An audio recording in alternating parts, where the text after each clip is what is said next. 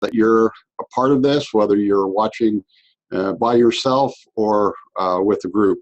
We're happy to have you and to explore this topic together with you. I'm going to focus today on organizational change. This webinar is entitled Daily Practices for Leading Organizational Change. And it's based on the Valued Leadership website. And today, if you have any technical problems, please contact Emily Reese at MHS.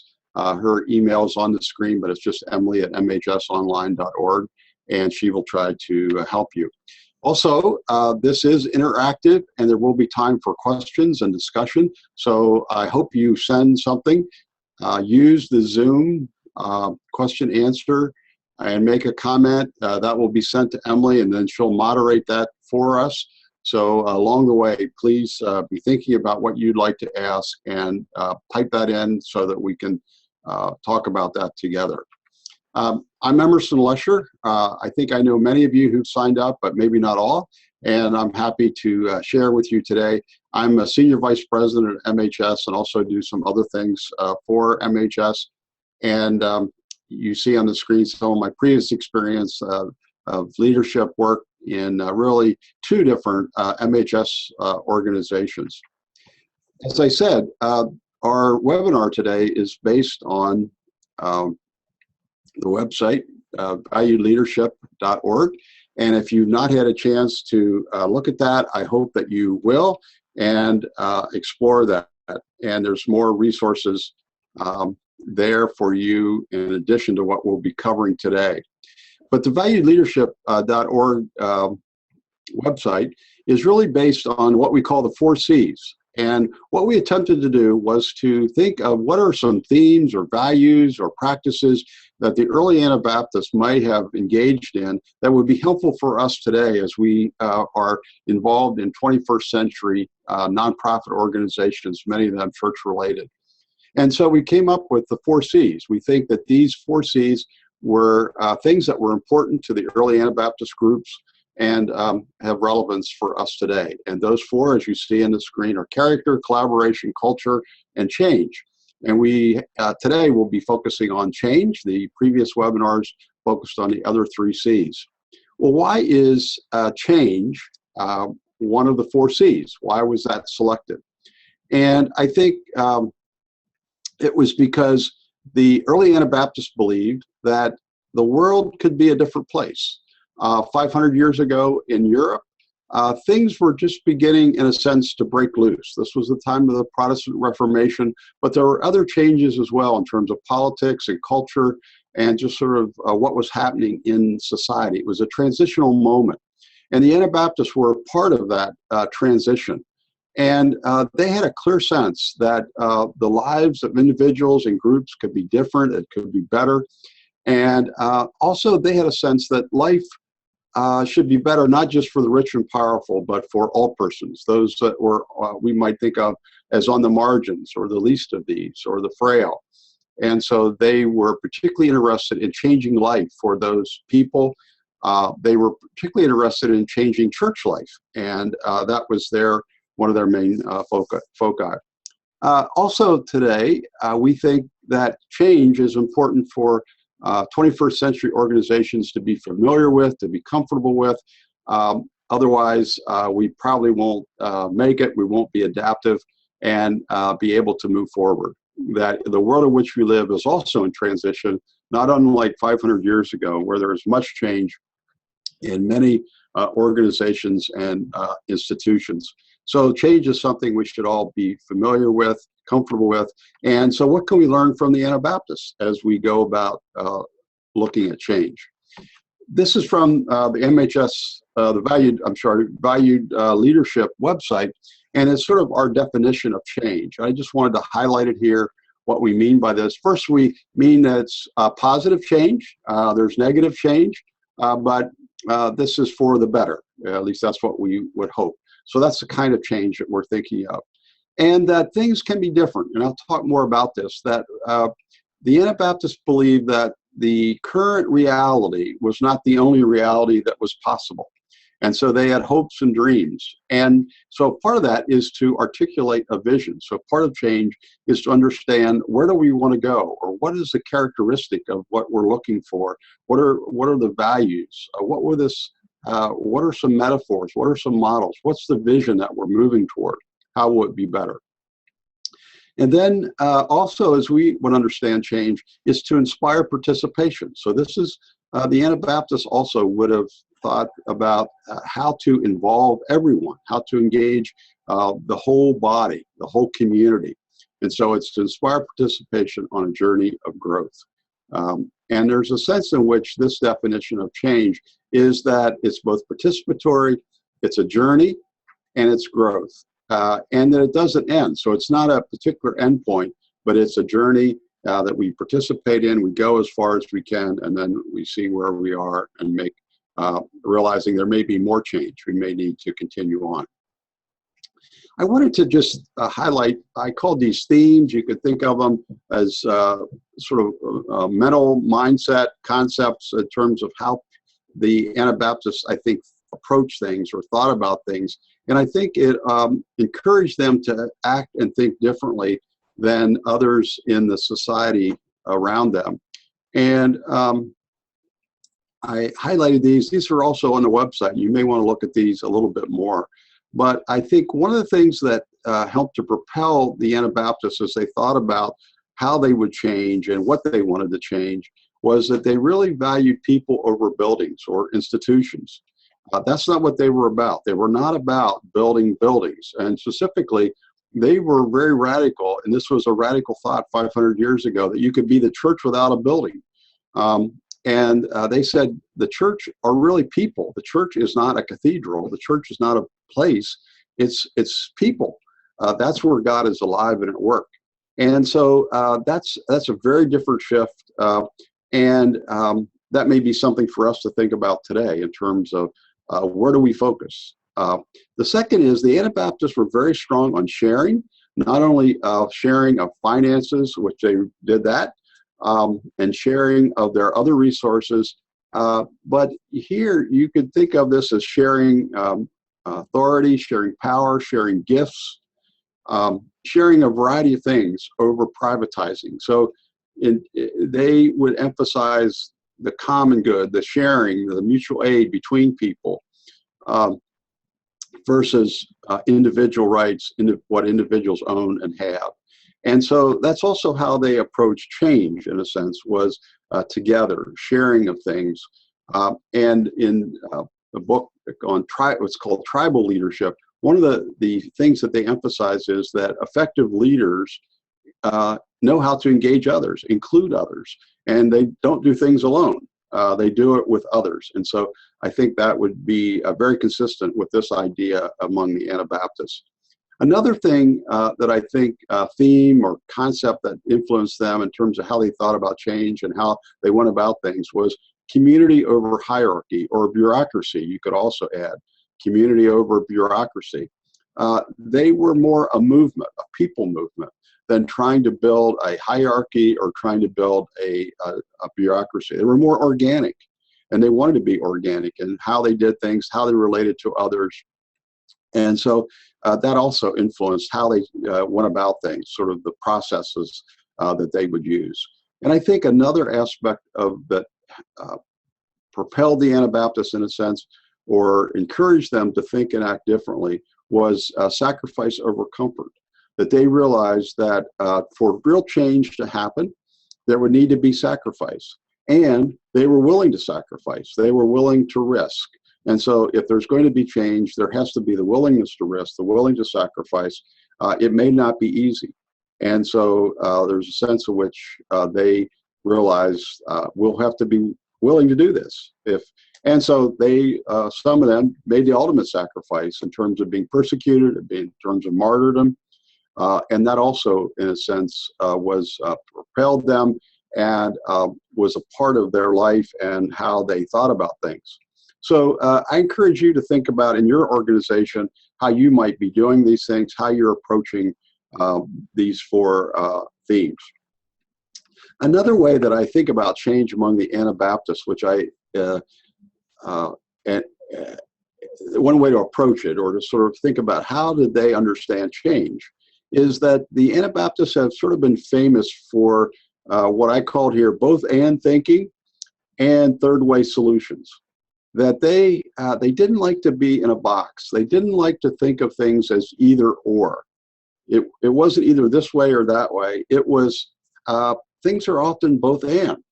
So they didn't get caught in distinctions like some other religious groups and some other groups have done. They wanted to be, in that sense, more inclusive in terms of their thinking and how they approach problems or solutions. So these are really related to how they thought about decision making, what are the options that are available to them, and they tried to combine things. They tried to bring different things together that maybe others would have said that you can't bring them together. That doesn't make sense. So the Anabaptists, for example, some of them would say we are neither Protestant or Catholic, or they might say we're both Protestant and Catholic, and that's okay. And that's part of what some would mean by a third way. So I would say this was really sort of a catalyst. It's a method that Anabaptists use in terms of understanding how to make decisions, how to strategize, how to think about change and moving into the future whenever they were at a point of decision or needing to strategize. A simple way that I think about this is that it's important to think of at least 3 solutions to every problem, and to challenge yourself to do that. And I think that's one of the things that the Anabaptists, in a sense, did. They always were looking for new solutions, a different solution, and assuming that there was one, that there could be a different way of bringing what seemed like diverse or paradoxical things together.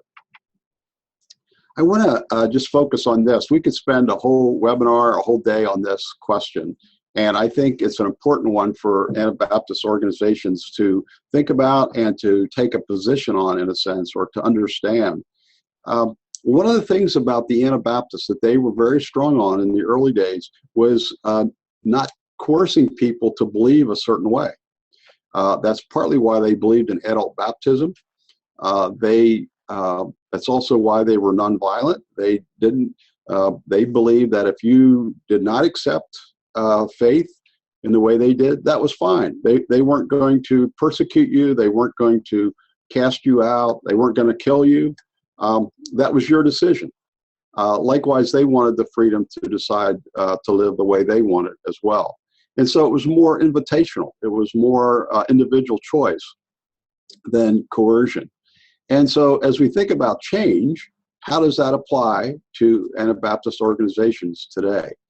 Often we think of change as might be coercive or imposing, and to a certain extent it is. And that's why I would encourage you to think about in your organization how you approach change.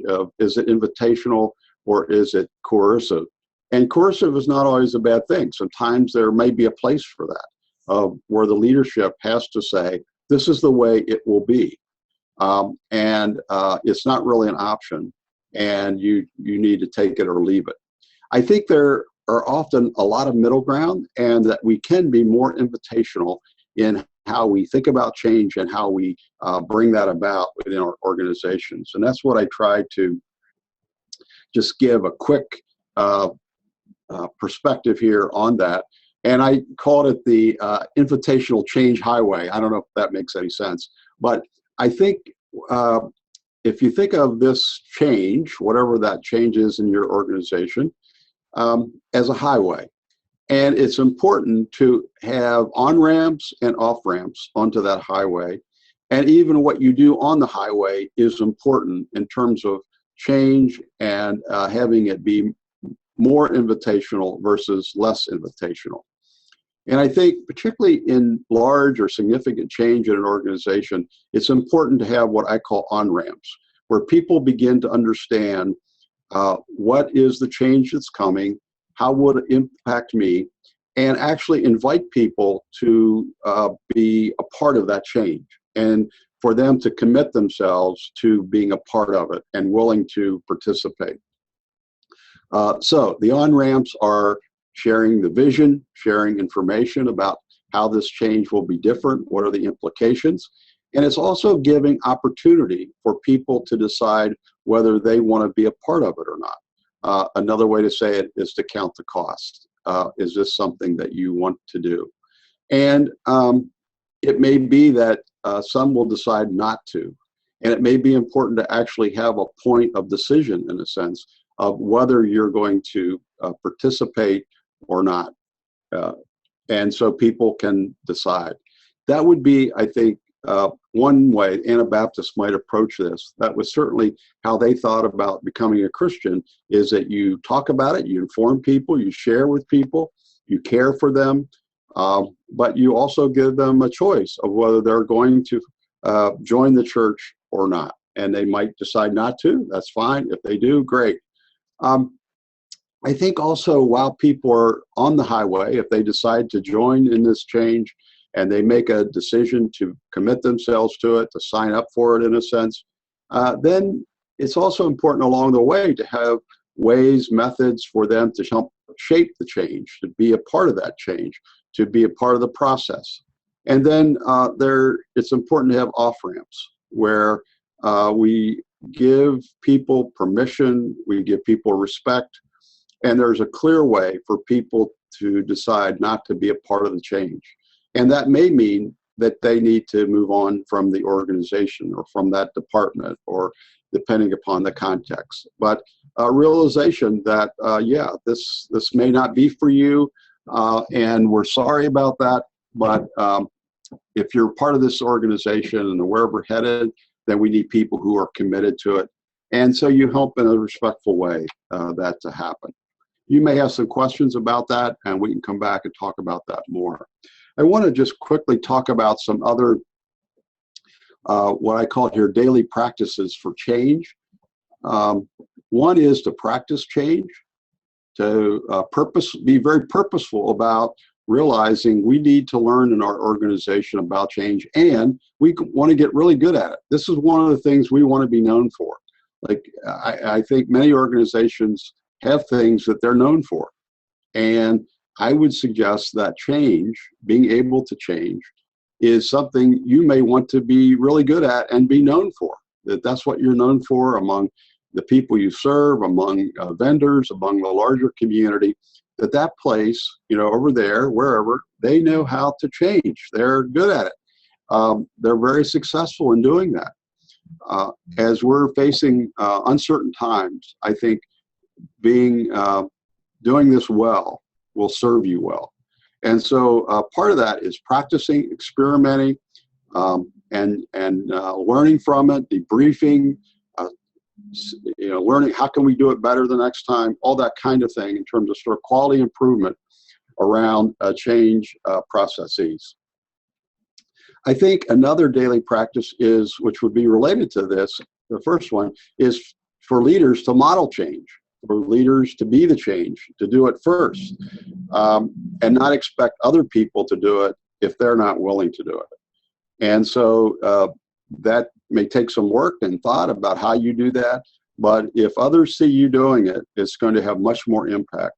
And I think often it takes, as I say here, 12 to 24 months, if this is significant change, for others to really experience it in its fullness. So the sooner the leaders start doing it, the sooner others will catch on and will start doing it.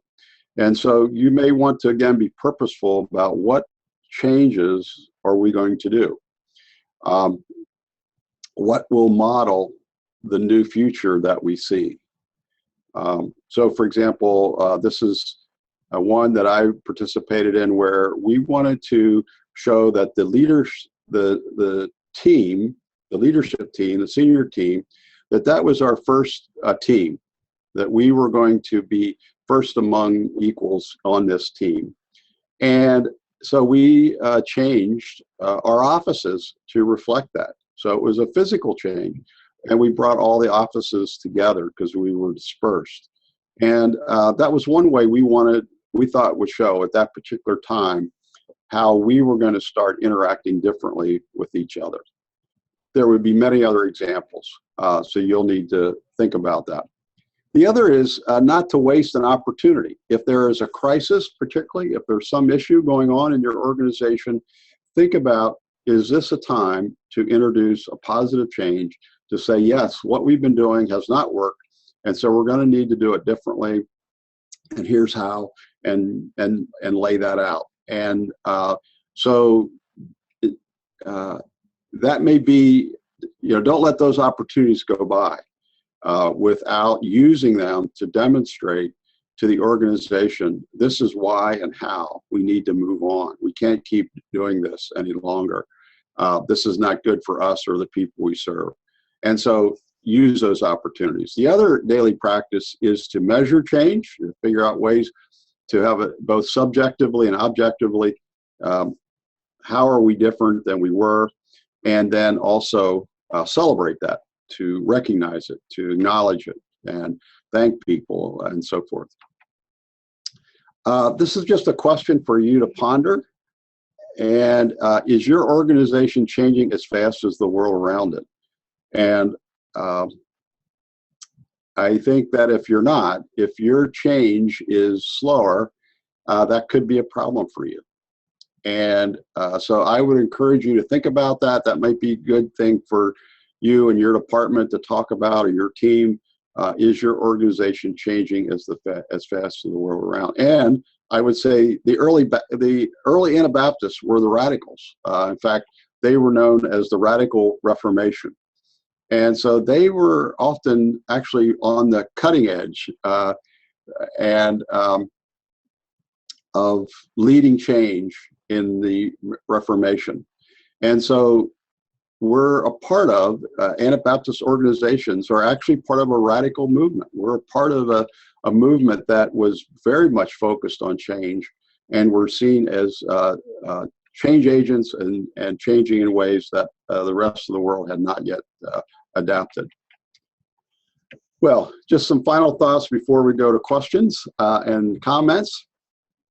To summarize some of this one is that Anabaptist organizations saw the possibility of more kindness, community, justice, peace, and beauty. They saw that the world could be different. And so that drove, I think, their change. And if you don't see that, you're probably not going to change. If you don't believe there can be more kindness or community, you're probably not going to seek it. So that's often a first thing, is to begin to open yourself to realize, hey, it can be different. Do we really believe that? Or do we believe the way it is the way it's going to be? The second is to stop, don't stop with one or two ways to do things. So if you do consider changing, or even the way you're doing it now, don't just stop with one or two, but search for 3 ways or more ways that you might be able to combine or bring different things together. I think that would be very consistent with how the Anabaptists thought about things.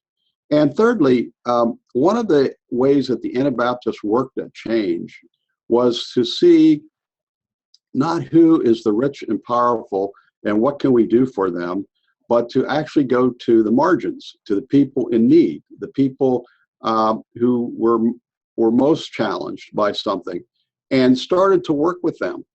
And many of our organizations, that's the way it was.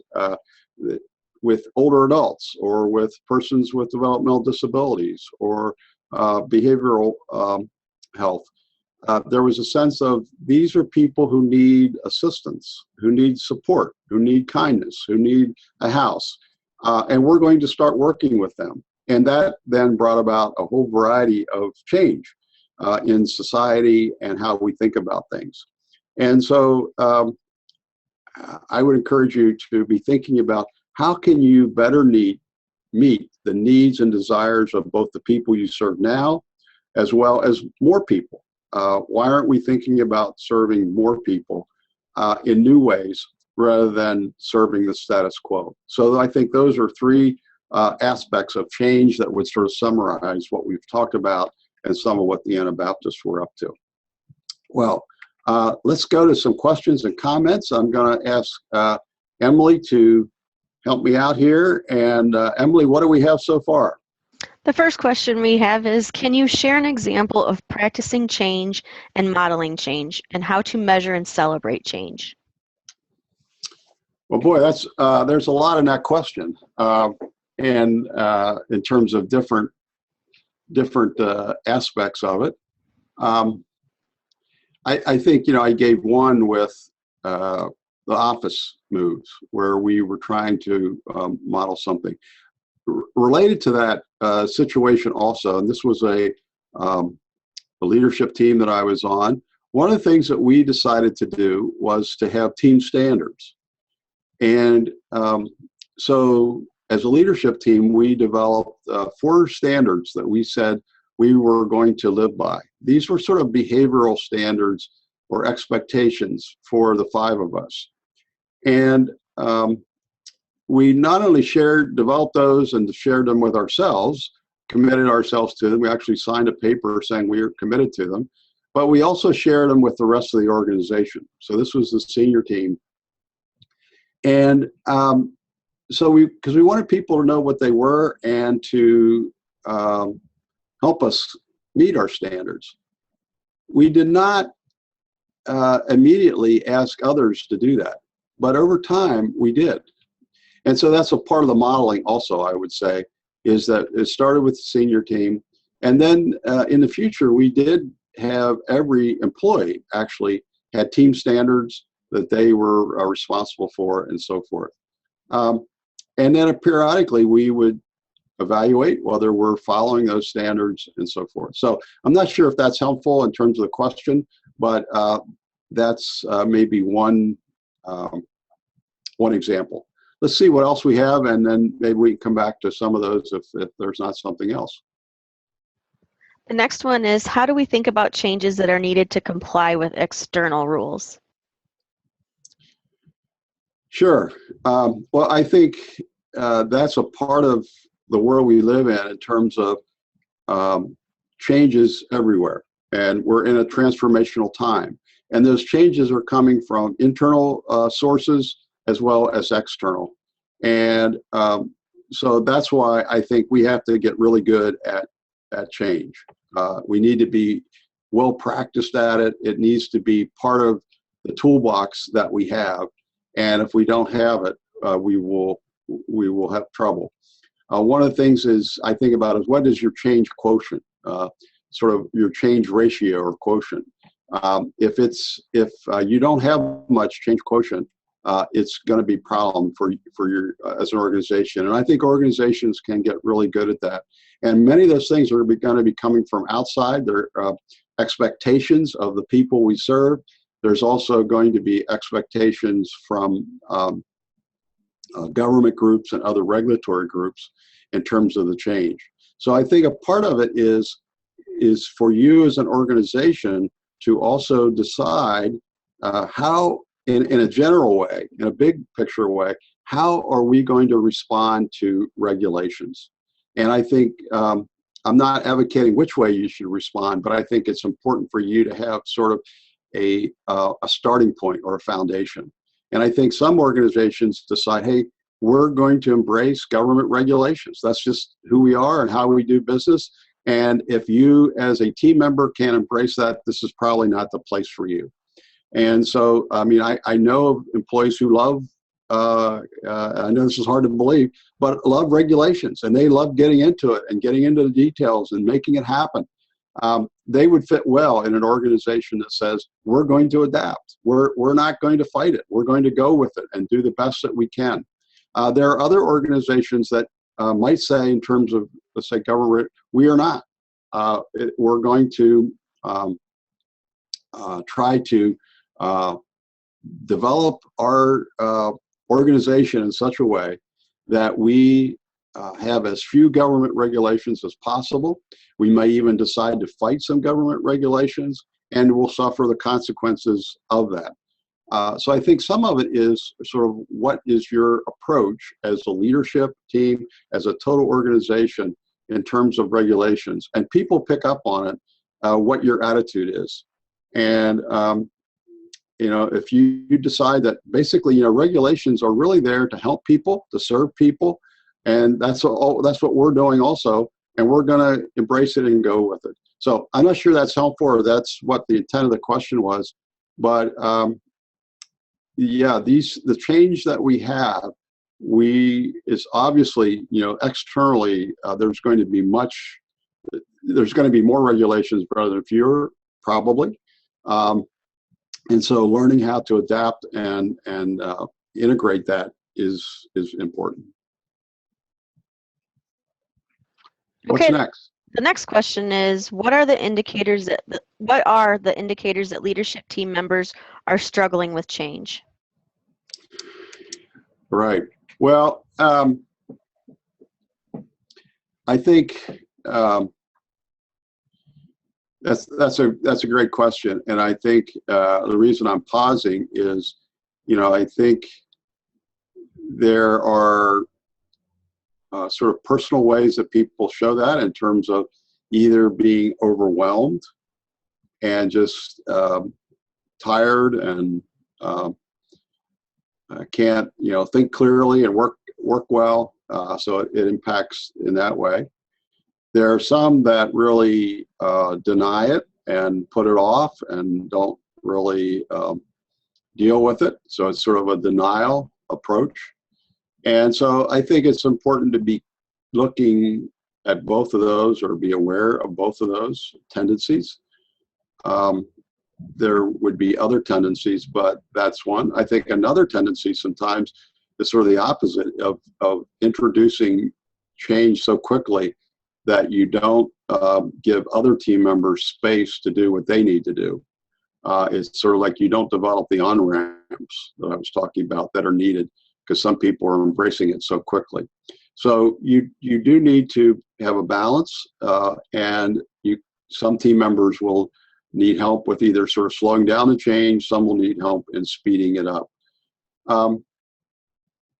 And I think it is part of the leadership team, the leader, the CEO, but also the leadership team, of helping to pace some of this. And that sort of maybe is counterintuitive from what I just said. We can't do it all, and there may be certain things that we need to do now, and then others later. So some of it is planning out the amount of change that we can handle as an organization and trying to be intentional about that. That's also, I think, one of the things that leaders need to do to help others with that. I always think that it's important for a leader, whether you're in department or CEO, if you are working harder than others, that's not a good sign, obviously. But it's one of the years I have paid attention to. If I felt like I was working harder than other people to bring about a change, I realized either I'm sort of out of sync here, or others are not with me, or are struggling in a certain way. And we need to back up and figure that out. So that's sort of an intuitive answer maybe to that. Is there one more? And then I think well, maybe not. Maybe we need to stop right here, Emily.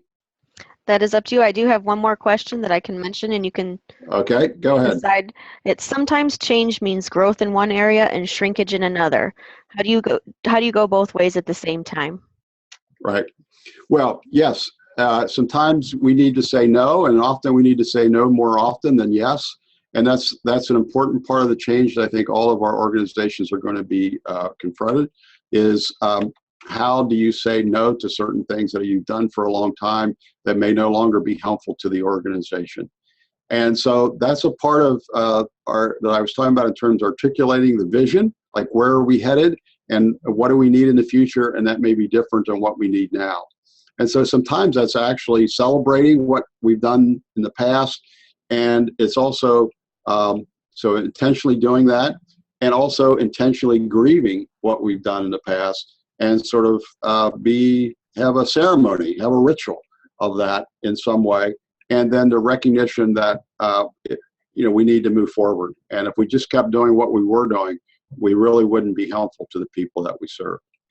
A couple other things here. Sorry, I'm running over a minute or two. We have some extra credit questions here for you and your team the next time around. If you want this PowerPoint, contact Emily and she'll send it to you, and you can get these 5 questions. But these may be some things that you want to talk to your team about at some point about change, and it might be a helpful discussion. I just wanted to also highlight some things coming up for MHS in 2017. This is on the MHS website. There's a brochure or flyer that lists these and other things that MHS is doing, and we'd love to have you. These are more face-to-face kinds of things. So if you would like to have a face-to-face contact, these are some great programs to be a part of and join. Also, we will be sending out an evaluation for today's webinar. We appreciate your completing that. That's very helpful to us. And our next webinar is in February, February 15th. We will be having 4 webinars again in the new year based on valued leadership. And so you can be looking forward for those as we announce more. But the next one will be February 15th at 1 p.m. Eastern Standard Time. Thanks to each of you for participating today. And I want to thank Emily Reese again for her helping to organize and produce the webinar today. Blessings to each of you, and hope that you'll have a great Christmas and New Year. Thank you.